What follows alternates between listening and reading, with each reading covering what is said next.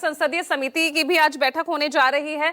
कुमार गौरव हमारे साथ लगातार बने हुए हैं और उसमें भी तलब किया गया है एनटीए सीबीआई के शीर्ष अधिकारियों को। कितने बजे ये बैठक हो रही है और क्या मुख्य बिंदु क्या रहेंगे चर्चा के? देखिए, बिल्कुल संसद की आश्वासन समिति जो है उसकी बैठक है आज 11 बजे से बुलाई गई है, जिसमें एनटीए के अधिकारी रहेंगे, सीबीआई के भी अधिकारी रहेंगे। हो सकता है वहाँ चीफ पहुँचे या तो सीबीआई का कोई दूसरा वरिष्ठ अधिकारी पहुँचे, जो कि नीट जो पेपर लीक हुआ है उस मामले की जो जांच चल रही है, कहां तक ये मामला पहुंचा है, किस स्तर तक अभी तक जांच हो पाई है, इस तमाम मुद्दे के बारे में जानकारी देगी। लेकिन संसदीय समिति के सामने जो सबसे बड़ा सवाल है और जो मेंबर्स हैं उनके मन में है, वो सीधे तौर पे है कि दो मुख्य मुद्दा है। देखिए, नीट का तो मुद्दा है ही, इसके अलावा ओएसएम सिस्टम जो सीबीएसई का है उसको लेकर भी मुद्दा है। जो खबरें हैं उसके मुताबिक है कि टेस्टिंग अधूरी थी और फिर भी ऑपरेशन ओएसएम लागू कर दिया गया, ट्रायल हुआ नहीं, पायलट प्रोजेक्ट ठीक से किया गया नहीं, ऑपरेशन निष्पक्ष परीक्षा लागू कर दिया गया। जाहिर तौर पे जो आरोप लग रहा है कि जो 3% की गिरावट आई है इस बार 12वीं के रिजल्ट में, वो ओएसएम सिस्टम की वजह से है। जबकि ऐसा बताया जा रहा है कि जो 100 टीचर्स के साथ दिल्ली के 5 स्कूलों में जब ये ट्रायल चलाया गया था, पायलट प्रोजेक्ट चलाया गया था, तो उस वक्त भी जो शिक्षक थे जो कॉपी जाँचने के लिए जुटे थे पायलट प्रोजेक्ट के तहत, उन्होंने भी कहा था कि स्कैनिंग करके जब आप डेटाबेस पे चढ़ाते हैं और उसको चेक करते हैं, निष्पक्षता तो वो देता है, लेकिन स्कैनिंग में क्लैरिटी नहीं होती, बहुत मिसमैनेजमेंट होता है। पहला पन्ना किसी और मेरा आ गया, दूसरा और पीछे का जो आंसर सीट है वो पूरा किसी और का है। तो ये तमाम समस्याएं आई है और समस्या यहीं खत्म नहीं हुई। बाद में जब उसको चैलेंज करने की बारी आई तो बार बार सीबीएसई का जहाँ चैलेंज करना था नंबर्स को लेके, वो वेबसाइट बार बार क्रैश हो रही थी। कई जगहों पर फीस ज़्यादा ली गई, चैलेंज करने के लिए जो फीस देना होता है वो फीस ज़्यादा ली गई, अब सीबीएसई उसको लौटा रहा है। तो कुल मिलाकर ओएसएम सिस्टम जो था, तैयारी पूरी नहीं थी। उसी तरह एनटीए को परीक्षा के लिए फुल प्रूफ एक एग्जामिनेशन कंडक्टिंग बॉडी के तौर पे पेश किया गया था कि फुल प्रूफ बॉडी है, लेकिन वो जब जांच सामने आ रही है, जो लीक्स हो रहे हैं, उससे ये साफ साफ दिखता है कि NTA full of loop holes है।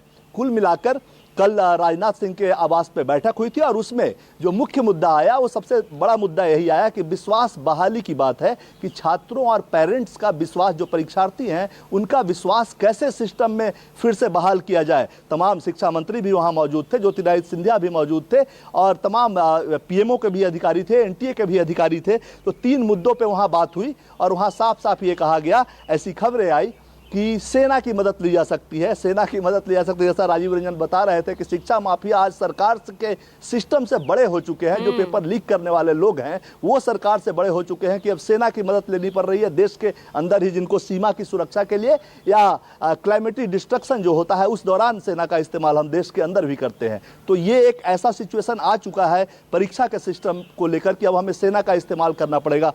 दूसरा विश्वास बहाली की बात आती है। एनटीए के पेपर के बारे में शिक्षा मंत्री का खुद का बयान है, वो कह रहे हैं कि पेपर लीक नहीं हुआ है, कंप्रोमाइज हुआ है, जो सेट करने वाले हैं उनकी तरफ से गड़बड़ियां हुई। तो भाई, जब अगर ये कंप्रोमाइज है, लीक नहीं है, तो फिर सेना के जहाज के इस्तेमाल की जरूरत क्या है, क्यों है? क्योंकि आपका जो ट्रैवल हो रहा है, जो सवाल सेंटर्स तक पहुंच रहे हैं, उसमें तो कहीं कोई दिक्कत नहीं है। तो जो कंप्रोमाइज हो रहा है उस स्थिति को आपको संभालने की जरूरत है।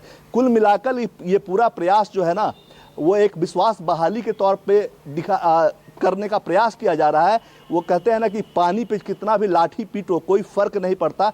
सवाल मुद्दा यहाँ ये है कि विश्वास बहाली कब होगी? जब आप सुधार के साथ साथ, जब आपका सिस्टम लड़खड़ा जाता है तो फिर वक्त आता है जिम्मेदारी लेने का। तो आपको सुधार के साथ साथ जिम्मेदारी भी तय करनी होगी। जब तक जिम्मेदारी तय नहीं होगी तब तक लोगों की, परीक्षार्थियों की विश्वास बहाली नहीं हो पाएगी। ओएसएम जो सिस्टम है वो बिना पायलट प्रोजेक्ट के क्यों लागू किया गया? 22 सेंटर्स है सीबीएसई के, वहाँ ठीक ढंग से ट्रेनिंग क्यों नहीं कराई गई? आप जब तैयार नहीं थे तो फिर 1-2 सब्जेक्ट पे ट्रायल कर सकते थे, पायलट प्रोजेक्ट कर सकते थे।